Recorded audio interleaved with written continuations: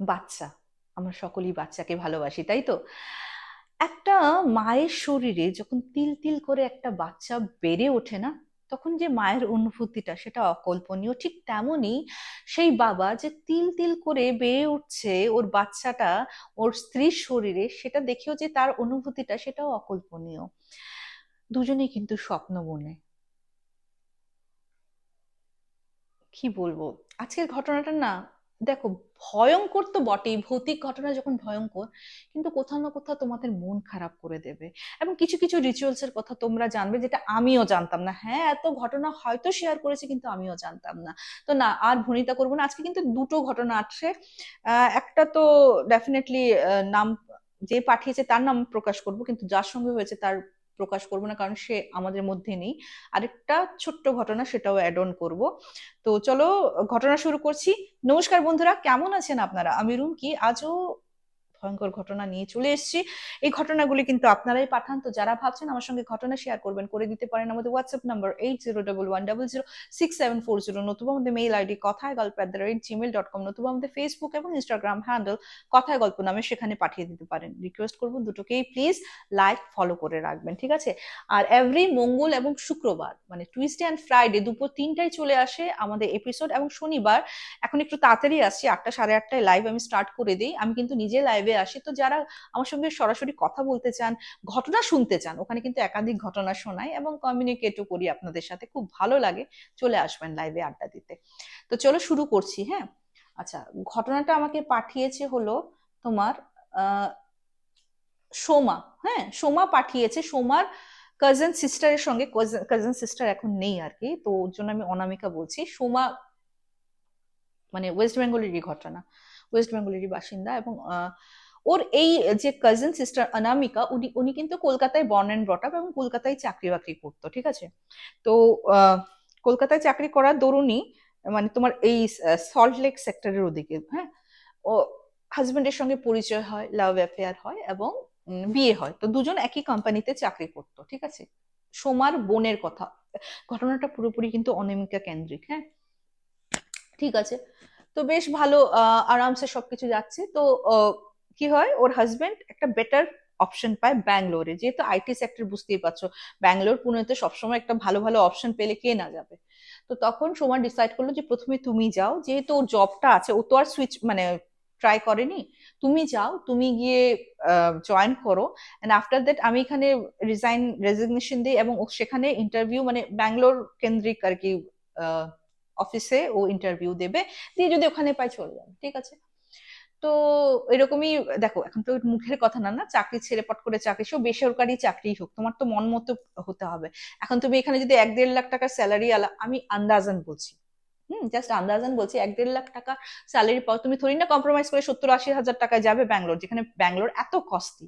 হুম, ঠিক আছে, ফাইন।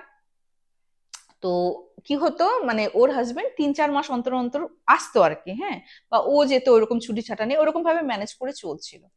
তো ঘটনাটা যখন ঘটে, ও অলরেডি কলকাতায়, ওর হাজবেন্ড কিন্তু তখন ব্যাঙ্গালোরে। আচ্ছা, ওর একটা প্রবলেম আছে, থাইরয়েডের প্রবলেম আছে, হ্যাঁ। তো থাইরয়েড প্রবলেম যাদের আছে, অনেকেই জানো যে পিরিয়ডসের কিন্তু একটু গন্ডগোল হয়, অনেক সময় পিছিয়ে যায়, অনেক সময় 1-2 মাস পিছিয়ে যায়। তো এটা ডক্টর দেখিয়ে আবার থাইরয়েডের লেভেলটাকে ঠিক করতে হয়। হ্যাঁ, যারা থাইরয়েড আছে আমার মনে হয় জানো, যেহেতু আমার মার আছে, আমি তাই আর কি, মার আছে মানে, মার কখন হয়েছে বলতো, আমার বিয়ে ঠিক হওয়ার পর, এর আগে ছিল না। তো যখন থাইরয়েড হয়েছে, তখন যখন আমি ডক্টরের সঙ্গে ডিসকাস করছি, বলছি না, এটা কোনো অসুবিধা হয় না, অনেক সময় ওই যে পিরিয়ডস এর একটু গন্ডগোল ফন্ডগোল হয়, ওই আর কি। তো যাই হোক, আবার অনেকে বলে থাইরয়েড যাদের থাকে তাদের নাকি বাচ্চা হয় না, এরকম শোনা গেছে, কিন্তু এটা আমি আমি তো বলবো ভুল। কারণ কি, আমার এক যা আছেন আমার থেকে বড়, ওর কিন্তু হেভি থাইরয়েড ছিল, বাট আমাদের ছোট্ট বেবি কিন্তু চলে এসেছে। যদিও টিয়ার থেকে বড় সে, ও কিন্তু হয়েছে বেশ ভালোই, হেলদি ওয়েলদি আছে। তো এটাকে মানে কন্ট্রোল করলে কোনো প্রবলেম হয় না। যাই হোক, এটা অপ্রাসঙ্গিক ছিল, বলে দিলাম তবু। তো ওর একটু প্রবলেম আছে আর কি, পিরিয়ডস এর, মানে অনামিকার কথা বলছি, পিরিয়ডস এর উল্টা পুল্টা হয়। ঠিক আছে, তো 2 মাস হয়ে গেছে, 2.5 মাস হতে চলছে। তো হাজবেন্ড এসছিল, এসে চলে গেছে, তো বলছে দেখো 2.5 মাস ধরে পিরিয়ডস হয় না। তো ডক্টর, হাজবেন্ড বলছে যে যাও গিয়ে ডক্টর দেখাও। তো ডক্টরের কাছে যখন গেছে, এরকম এরকম বললো, যে বলছে তুমি প্রেগনেন্সি টেস্ট করিয়েছো?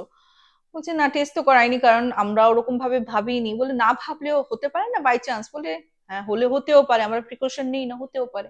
বলছে আগে প্রেগনেন্সি টেস্ট তো করা। ঠিক আছে। তো যখন এই মানে ওর হাজবেন্ডকে বলেনি, নাও তো হতে পারে, যখন ওই কিট দিয়ে পরীক্ষা করলো দেখে দুটো দাগ আসে। তো দুটো দাগ এসে কিন্তু একটা হালকা, মানে প্রেগনেন্ট কি প্রেগনেন্ট না বুঝতে পারছে না। তো ওইটা আবার ওর হাজবেন্ডকে কি বলবে। ঠিক আছে। তো আবার ডক্টরকে ফোন করে বলছে, বলছে ঠিক আছে তুমি আসো, এখানে ইউরিন টেস্টটা আমরাই করে নেবো, ল্যাবে করে নেবো। তো এসছে, ইউরিন টেস্ট করে ঠোরে ল্যাবে। তারপর যখন রিপোর্ট, তো আজকাল বুঝতেই পারছো তাড়াতাড়ি ঘুরেই চলে আসে, তো দেখে না প্রেগনেন্ট। তো এই কথাটা আর বরকে বলতে পারিনি, ওর কিন্তু অলমোস্ট 2.5 মাস হয়ে গেছে বাচ্চার। হ্যাঁ। তো একটা কথা তোমাদেরকে বলে দিচ্ছি, সেটা ইউএসএ হোক বা ইন্ডিয়াতে হোক, যতদূর আমি জানি একদম মানে এইসব যে একদম পুরো প্রাইমারি স্টেজে নাকি জেন্ডার ধারণ করা যায় না। আমি যতদূর জানি, আমাকে যেমন সোমা বলেছে, বলছে ওটা আস্তে আস্তে করা হয়, কিছু মাস গেলে বোঝা যায় কোন জেন্ডার। মানে তখন তো যা শুরু হয় তো জিনিসটা, তখনও কিন্তু বোঝা যায় না যে এটা মেল হবে না ফিমেল হবে। হ্যাঁ। ওই স্টেজে আছে আর কি। মানে বোঝা যাবে না যে এটা মেল না ফিমেল। ঠিক আছে, যে খালি জানে যে ও প্রেগনেন্ট। ফাইন। তো ওর মাকে বলেছে, হ্যাঁ মাকে বলেছে, মা বোধহয় আমি কনসিভ করেছি, রিপোর্টে তো পজিটিভ দেখাচ্ছে। মা তো খুবই খুশি। মা বলছে ঠিক আছে, তো বরকে বলেছিস? বলছে না, বরকে বলিনি, ভাবছি ও আসলে একবারে ওকে মানে বলবো আর কি। তো বলছে না, তুই বলে দে, ফোনে বলে দে। হ্যাঁ। বলছে ঠিক আছে চলো, বলবো আর কি, পুরো কনফার্ম হয়ে নি আর একটু। হ্যাঁ, আর একটু দিন যাক কনফার্ম হয়ে তারপর। তো মা বলছে যে রিপোর্টে যখন এসে গেছে, ডক্টরও বলছে। তো বলছে আমি কিটে জানো মা হালকা এসছে। তো মা বলছে কি, দূর কিটে না ওরকম সময় উল্টা পুল্টা হয়, ডক্টর যখন কনফার্ম করে দিয়েছে তার মানে তুই প্রেগনেন্টই। ঠিক আছে। যেহেতু ওর হাজবেন্ড থাকতো না যখন, ও কিন্তু ওর মা বাপির কাছেই থাকতো, ওর রুমটা ওরই থাকতো। সোমার বোনের কথা বলছে, অনামিকা। ঠিক আছে ফাইন। একদিন কি হয়েছে, ও অফিস তো কন্টিনিউ করছে, কারণ ওর ওরকম কোনো অসুবিধা হচ্ছিলই না, এবং ও ব্যাঙ্গালোরের জন্য ট্রাই করছিল। ওর সঙ্গে একটা মিসহ্যাপ হয়ে যায়, অ্যাক্সিডেন্ট হয়, এবং স্পট ডেড, মানে খুব বাজেভাবে গাড়ি মেরেছিল একটা। হ্যাঁ। ও অফিস থেকে ফেরার পথে আর কি। যাই হোক, সোমা কিন্তু এটা জানায়নি এটা কবেকার ঘটনা। হ্যাঁ।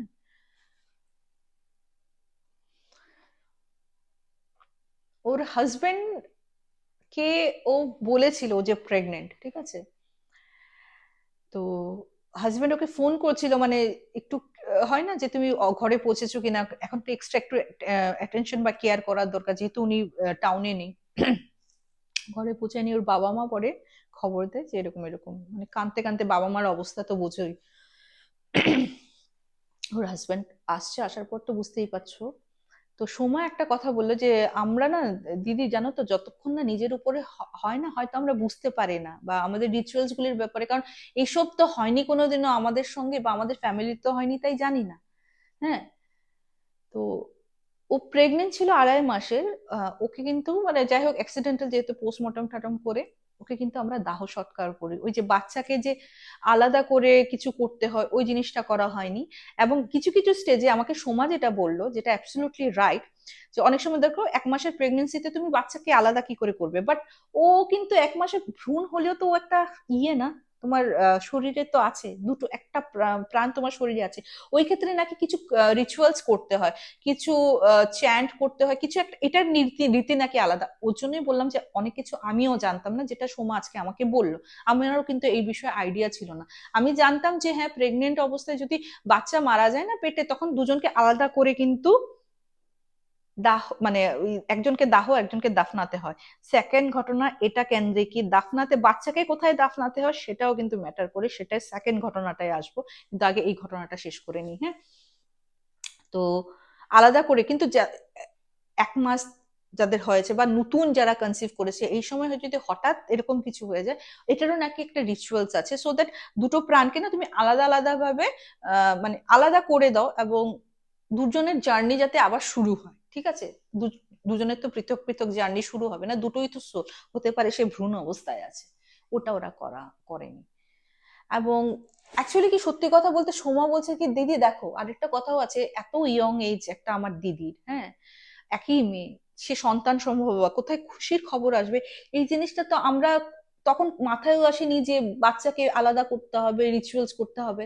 তখন তো আমাদের অবস্থা বুঝতে পারছো, মানে সেই মা বাবার কথা বুঝতে পারছো, মানে আমরা প্রত্যেকটা পরিবারের সবাই কিন্তু আমরা পুরো কি বলবো, একটা ট্রমাতে চলে গেছি জানো। তো তখন তো আমাদের মাথায় ওটা আসেনি যে আলাদা রিচুয়ালস করতে হবে কিনা, কি বাচ্চাকে আলাদা করে কিছু করতে হবে কিনা, ওটা আমাদের মাথায় আসেনি, আসবে কি করে। যাই হোক, পুরোহিত যেরকম রিচুয়ালস করেছেন। করার পর যে ওর হাজবেন্ড তো আবার মানে বুঝতেই পারছো খুবই কষ্টকর, ওর ফ্যামিলি মেম্বারের কাছে কিছুদিনের জন্য গেছে যাতে একটু মানে ঠিকঠাক হয়। ইনফ্যাক্ট ওর মা, মানে ওর হাজবেন্ড, অনামিকার হাজবেন্ডের মা, শ্বশুর শাশুড়িও নাকি পরে ওর হাজবেন্ডের সঙ্গে ব্যাঙ্গালোর গেছে, যেহেতু বুঝতে পারছিল ছেলের খুবই কষ্ট হবে, আর যেহেতু এটা লাভ ম্যারেজ ছিল, দুজন দুজনকে খুবই ভালোবাসতো। তো না, অ্যারেঞ্জ ম্যারেজের ক্ষেত্রেও ভালোবাসে, বাট এখানে তো রিলেশনশিপটা অনেক দিনের ছিল, দুজন দুজনকে আরো বেশি করে বুঝেছিল না, ওই ক্ষেত্রে আমি বললাম আর কি। তো ঠিক আছে, কিন্তু এই কিছুদিন পর, 15 দিন না 16 দিন পর থেকে সোমা যেটা বললো আমায় যে আমার সেই অনামিকা দিদিদের বাড়িতে না কিছু প্রবলেম শুরু হলো জানো। অনামিকা দির মা প্রথমে ফেস করলো, যেমন আমার দিদি না পার্টিকুলার তোমার একটা শ্যাম্পু ইউজ করতো, মেবি ধরে নাও লরিয়েল, মেবি ধরে নাও প্যান্টিন। তো প্রত্যেকটা শ্যাম্পুর তো গন্ধ আলাদা আলাদা। তো আমার দিদির মৃত্যুর পর কি হয়েছে জানো তো, দিদি যেটা হাফ ইউজ ছিল সবকিছু কিন্তু ফেলে দেওয়া হয়েছে। হ্যাঁ হ্যাঁ, দিদির কাপড় চাপড় ফেলা হয়নি, হ্যাঁ, কিন্তু সব জিনিস কিন্তু ফেলে দেওয়া হয়েছিল। হ্যাঁ, আহ, মানে আমার ওই অনামিকার মা ফেলতে চায়নি, বাট ওর বাবা ফেলে দিয়েছে। হ্যাঁ, কিচ্ছু ছিল না, বাট ওই পার্টিকুলার গন্ধ না, ওই রুমে গেলে ওই রুমে শ্যাম্পুর গন্ধটা পাওয়া যেত। এটা শুধু মানে আন্টি নয়, মানে অনামিকার মার কথা বলছি, এখানে কিন্তু সোমা আন্টি আঙ্কেল বলে সম্বোধন করেছে অনামিকার মা বাবাকে, বলে আন্টি শুধু নয়, একদিন আন্টি আঙ্কেলকে টেনে নিয়ে এসে, আঙ্কেলও কিন্তু সেই স্মেল পেয়েছে। আমার এই দিদির না শেফালি ফুল বহুত ভালো লাগতো জানো। সিজন কিন্তু শেফালি ফুলের ছিল না, ওর রুমে কিন্তু থেকে থেকে শেফালি ফুলের গন্ধ আসতো। একদিন কি হয়েছে জানো, যে হঠাৎ একটা বাচ্চার কান্নার আওয়াজ, হ্যাঁ, যেমন খুব ছোট সদ্যজাত বাচ্চা, হ্যাঁ, ওর মানে অনামিকার মাই শুনেছে এই কান্নাটা, অ্যাজ ইফ যে অনামিকার ঘর থেকেই আসছে। ওরা গুটি গুটি পায়ে অনামিকার রুমে গেছে, উনি গিয়ে দেখে যে না, সব তো ঠিক আছে, কিন্তু পিকুলিয়ার কথা কি, অনামিকার রুমের যে বিছনাটা, বাচ্চারা হিসু করলে যেমন জলের স্পট পড়ে থাকে না, ঠিক তেমনই জলের স্পট। অনামিকার রুমে কিন্তু অনামিকার একটা ফটো টাঙানো ছিল, অনামিকার রুমে, লিভিং রুমে বা অন্য কোনো না, ওর রুমে ওর ফটো যেটা আগেও ছিল, ওই ফ্রেমে যেন ছোট ছোট বাচ্চার, মানে একটা মানে একটা না একাধিক বাচ্চা, কি বলবো আমি, মানে অনেকগুলি ছোট ছোট বাচ্চা, এইটুকুনি এইটুকুনি হাতের ছাপ। এইটা কি? তখন ওর বাবাকে যখন বললো, ওর বাবা বলছে, বাবা তো মানে এখন তো কোনো অ্যান্সার দিতে পারবেন না, এটা তো উনি নিজেই দেখছেন ছোট ছোট ছাপ। ইনফ্যাক্ট মানে ইউরিন, যত ছোটই বাচ্চা হোক কেন না, ইউরিনে কিন্তু একটা গন্ধ থাকে, ওনারা নাকে শুকেছেন, বলছেন না এটা ইউরিনের গন্ধ। তো আসবে কোত্থেকে, এই রুমে তো কেউ আসে না মৃত্যুর পর তো, মানে এতটাই ট্রমাটাইজ ছিল ওরা না, মানে এসে যে ওই মানে জল জ্যান্ত মেয়েটা নেই এই কথাটাও ভাবতে রিলেটিভদের কষ্ট হচ্ছে। হুম, এই ব্যাপারটা কি হচ্ছে, তো বলছে পুরোহিতকে খবর দেবো নাকি। হ্যাঁ, কিছু তো একটা হয়েছে, কিছু একটা ভুল ভ্রান্তি হচ্ছে কিনা, নাকি অনামিকা মানে বুঝতে পারছি না ব্যাপারটা কি হচ্ছে, মানে মেয়ের শোক কাটাবে না এগুলির অ্যান্সার খুঁজবে, কিছু না। এইদিকে পরের দিন দুটা ফোন এসছে, যে পুরোহিত সব মানে ক্রিয়াকর্ম করেছে, ও ফোন করে বলছে আপনার মেয়ে না আমাকে স্বপ্ন দেখাচ্ছে আর আমার উপর খুব রেগে রয়েছে। বলছে কেন? বলছে যে আপনার মেয়ে বলছে যে দুটাকে একসঙ্গে কেন করলে, দুটার তো আলাদা আলাদা করা, দুজনের তো দুজনেরটা একসঙ্গে কেন করলে, দুজনের তো আলাদা আলাদা করে কথা ছিল। হ্যাঁ, তো অ্যাকচুয়ালি পুরোহিত জানতো না যে প্রেগনেন্ট ছিল, ঠিক আছে, তো খালি জানতো অ্যাক্সিডেন্টাল ডেথ, ওই অনুযায়ী রিচুয়ালস করেছে। And যেহেতু দেখো 3 মাসের আগে কিন্তু আমরা কাউকে জানাই না, এটা সব ঘরেই হোক, অনামিকা যে প্রেগনেন্ট সোমারা অব্দি জানতো না। আর অনামিকার হাজবেন্ড জানতো, মা বাবা জানতো, আর মা বাবা কি তখন বলবে আমার মেয়ে প্রেগনেন্ট ছিল, ইয়ে ছিল, তো মেয়ের শোকে মানে ওর মা তো ফেইন্ট হয়েই পড়ে গেছিল, ওর বাবা কি করবে, জামাইকে সামলাবে না নিজেকে সামলাবে, ঠিক আছে, এটা মানে বলা হয়ে ওঠেনি। তো বলছে যে, তখন অনামিকার মা বলছে যে না, আমরা তো অ্যাকচুয়ালি 3 মাস না গেলে বলতে হয় না, তাই কাউকে বলিনি, ও কিন্তু প্রেগনেন্ট ছিল, যখন ও মারা যায় অলরেডি প্রেগনেন্ট ছিল। তখন উনি বললেন যে এই সময় এই ক্ষেত্রে কি হয়, বাচ্চা যদি গর্ভে থাকে এবং সে মানে ওই ভ্রূণ অবস্থায় থাকে, তখন একটা রিচুয়ালস করতে হয়, সো দ্যাট ওই মন্ত্র চ্যান্টে মানে আহুতি দেওয়া, দুই ভাবে আহুতি দেওয়া, যাতে গর্ভ থাকলেও প্রাণটাকে আহুতি দুই ভাগে দেওয়া, মানে এই প্রাণটা এর জার্নি করুক, এই সোলটা এর জার্নিতে বেরিয়ে যাক, দুজনের জার্নিটা কিন্তু আলাদা করে দেয়, একসঙ্গে থাকলেই বাধা পড়ে যায়। তো বলছে এটার জন্যই বোধহয় ও বাধা পড়ে রয়েছে। তখন বলছে আমি আপনাকে ফোনই করতাম, আমাদের ঘরে এই এই প্রবলেম হচ্ছে। হ্যাঁ, প্রথমে তো ওর শ্যাম্পুর গন্ধ ফুলের গন্ধ পেতাম, এখন বাচ্চারও ইয়ে করছি। তো বলছে মানে দুজনে আটকে রয়েছে। এদিকে ব্যাঙ্গালোর থেকে ওর হাজবেন্ড ফোন করে বলে যে অনামিকাকে আমি স্বপ্নে দেখছি, আর দেখছি কি ওর প্রেগনেন্ট, অ্যান্ড বাচ্চা যে আমি যেমন ওর পেটে হাত, এটা খুবই আমার যখন ও বলেছেন আমার খুবই কষ্ট লেগেছে জানো। যেমন ও বলছে যে আমি হাত দিচ্ছি না, আমি বাচ্চার মুভমেন্ট ফিল করছি মা, কিন্তু আমি তো আমার বাচ্চাকে দেখতেই পেলাম না। ঠিক আছে, বলছে এটা আমি ফ্রিকোয়েন্টলি দেখছি। আমি জানি না ও কি কোনো কিছু বলতে চাইছে নাকি। তো বলছে যে অ্যাকচুয়ালি আমাদের একটা ভুল হয়ে গেছে, পুরোহিত যখন কাজ করে আমরা পুরোহিতকে কিন্তু বলিনি যে ও প্রেগনেন্ট, এখানেও নাকি একটা রিচুয়ালস করতে হয়। তো বলছে এখন কি করার। তো বলছে এখন একটু প্রায়শ্চিত্ত করতে হবে, এবং প্রায়শ্চিত্ত করার পর কিছু কিছু আর কি উনি বললেন এগুলি ক্রিয়া করতে হবে, আর তোমার আসতে হবে, যেহেতু আহুতিটা তুমিই দেবে, তোমারই সন্তান ছিল তো, তো আহুতিটা কিন্তু তুমিই দেবে। তো তো আবার এসছে, আসার পর সব ক্রিয়া আদি হলো, তারপর নাকি আর কোনো প্রবলেম হয়নি। আস্তে আস্তে মানে আস্তে আস্তে বলা ভুল, তারপর থেকে না বাচ্চার কোনো আওয়াজ পেয়েছে না, মানে অনামিকা নিজের প্রেজেন্সটা টের পাইয়েছে, ইনফ্যাক্ট ওর হাজবেন্ডকেও স্বপ্ন দেখায় না। তো এই ছিল একটা ঘটনা যেটা সোমা পাঠিয়েছে আমার। বললাম না এই মানে ভয়ঙ্কর তো বটে, ভৌতিক তো বটে, অনেক কিছু আমি জানতাম না যেটা আমাকে সোমা বললো এই রিচুয়ালস এর ব্যাপারে, আমি জানতাম না। কষ্টের, আমি আর কিছু বলবো না, হ্যাঁ এখানেই থাক, নেক্সট ঘটনায় যাই। সুপর্ণা পাঠিয়েছে, সুপর্ণাশীল। সুপর্ণাশীলের অ্যানচেস্ট্রাল হোম হলো তোমার মেদিনীপুরের কোনো এক গ্রামে। ঠিক আছে, তো ইনসিডেন্টটাও সেই গ্রামেরই, এবং সুপর্ণা সেটা ওর মানে যেহেতু ও এখন এই পুরো আমার কথায় গল্পে তো অনেক ঘটনা শুনেছে, তো ওর ঠাকুমার থেকে এটা আর কি শুনেছিল যে ওদের মানে ঠাকুমা মানে তখন সুপর্ণা মার বিয়ে হয়ে গেছে, ও হয়ে গেছে, তখন একটা কাণ্ড হয়, সেটা হলো ওদের যেহেতু গ্রামে গঞ্জে যতই বলো না মেডিকেল ফ্যাসিলিটি কিন্তু এখনো ওইরকম উন্নত স্তরে পৌঁছায়নি, তাই না। তো ওনার কি হয়েছে, 8 মান্থস প্রেগনেন্সিতে ভদ্রমহিলা মারা যায়। হ্যাঁ, মানে ওদের ঘরে আগুন লেগে গেছিল, এবং সেই মানে অনেক চেষ্টা করেছে, বাট লেগে গেছে গায়ে। তো ওকে নার্সিং হোমে নিয়ে গেছে, অনেক সময় হয় না যে বাচ্চাটাকে যদি বাঁচানো যায়, না বাচ্চাটাকেও বাঁচানো যায়নি, মানে সে মারা গেছে। আর বুঝতেই পারছো যেটা বললাম যে গ্রামে তো ওরকম মেডিকেল ফেসিলিটিও নেই, এইখানে এই ট্রিটমেন্ট যেটা হয়তো শহরে যদি উন্নত স্তরের হয়তো পাওয়া গেলেও যেতে পারতো, তথাপিও ডাউটফুল আমি। যাই হোক, তো এখন তো যেটা আর কি একসঙ্গে তো দাহ সৎকার করা যাবে না, বাচ্চাকে তো আলাদা করতে হবে, যেহেতু 8 মান্থস প্রেগনেন্ট ছিল। তো বাচ্চাকে আলাদা করেছে, করার পর জানো তো কি হয়েছে, আহ মানে মাকে দাহ করেছে শ্মশানে, বাচ্চাটাকে অন্য জায়গায় মানে কবরস্থ করেছে। এখন না মার সোলটা প্রবলেম করেনি, এই এই বাড়িতে মানে একে তো পুড়ে গেছে, ঘর বাড়ি তো পুড়েছেই, এই বাচ্চাটার খালি কান্নার আওয়াজ, এই রুম থেকে আসে, ওই রুম থেকে কিন্তু বাচ্চা নেই। ঠিক আছে, দাপাদাপির আওয়াজ। তখন এটা আর কি মানে যেটা আর কি মানে ওখানে স্থানীয় বেজকে ডাকা হয়েছে, ওঝাকে ডাকা হয়েছে। তো ওঝা বলছে যে একটা জিনিস ভুল হয়েছে, যে এই জায়গায় বলছে, বাচ্চাকে কবর কোথায় দেওয়া হয়েছে। তো বলছে যে শ্মশানে দেওয়া হয়নি, অমুক একটা জায়গায় দেওয়া হয়েছে। হ্যাঁ, তো বলছে এটা ভুল হয়েছে, মা মানে উনি বললেন, যেটা আমি আমি জানি না গো, আমি জানি না, সত্যি জানি না, যদি মা এবং সন্তানের একলগে মৃত্যু হয়, শ্মশানে নাকি এমন একটা জায়গা থাকে যেখানে এরকম বাচ্চাদেরকে কবরস্থ করা হয়।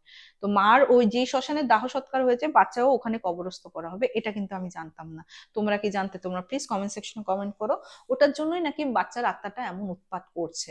তো যাই হোক, উনি ওনার যেরকম রিচুয়ালস করার করেছেন, আমাকে যতদূর বলেছে যে জায়গায় মানে যেহেতু আমাদের দেখো হিন্দু ধর্মের যে কবরস্থ করা হয় না, ওটার মধ্যে কিন্তু কোনো রকমের মানে ফলক লাগানো থাকে না, সো একটু বের করা কষ্টই হয়, কিন্তু যেহেতু এটা বেশি দিনের হয়নি, ওরা কি করেছে বলতো, ওখান থেকে ওই বাচ্চার মানে যেখানে মানে কবর দেওয়া হয়েছে ওখান থেকে মাটি এনে নাকি আবার শ্মশানের এখানেও নাকি আবার মানে পুনরায় কবরস্থ ওই মাটিগুলি কবরস্থ করা হয়েছে, ওকেও তুলে আনেনি বাচ্চাটাকে।